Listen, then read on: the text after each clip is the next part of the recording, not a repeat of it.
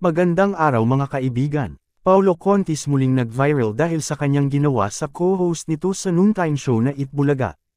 Pinabakuran na nga ba niya ang co-host na ito? Yen Santos at Paulo Contis hiwalay na nga ba? Yan ang ating pag-uusapan ngayon. Trending at pinag-uusap ang muli sa iba't ibang platform ng social media ang kadalasang ginagawa ngayon ng actor-comedian na si Paulo Contis sa actress TV host na si Arisan Agustin. Ito ay matapos mapansin ng ilang netizens ang tila pagiging sweet ng dalawa sa parehong hino-host na noontime show.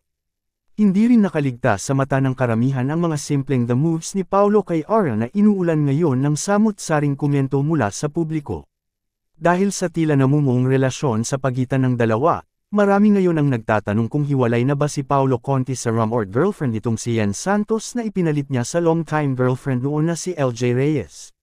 Samantala, may pa-blind item naman sa YouTube channel na Marites University na ang tinutukoy ay ang umanong pamamakod ng aktor sa co-host nito.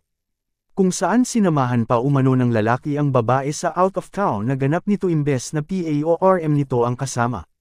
Sina Ara at Paulo nga ba ang tinutukoy sa blind item? Sa kabilang banda, matatandaan na marami ang bumatikos kay Paulo Contis sa nasirang relasyon nila noon ni LJ Reyes matapos itong mabahiran ng third party. Noong una, patago at pilit na inililihim nina Paulo at Yen ang kanilang relasyon.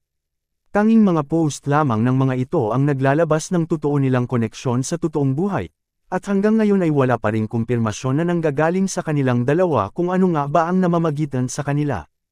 Kaya naman ngayon tila nagulantang ang marami matapos nakawan ng halik ni Paulo ang co-host nitong si Ares sa Itbulaga kamakailan lang. Hiwalay na nga ba talaga sina Paulo at Yen? Sinira nga lang ba ni Paulo Contis ang magandang imahe at karera ni Yen Santos noon? Si Arisan Agustin na nga ba ang bagong flavor of the month at bagong bagyo as a friend ng aktor? Ikaw anong masasabi mo tungkol dito?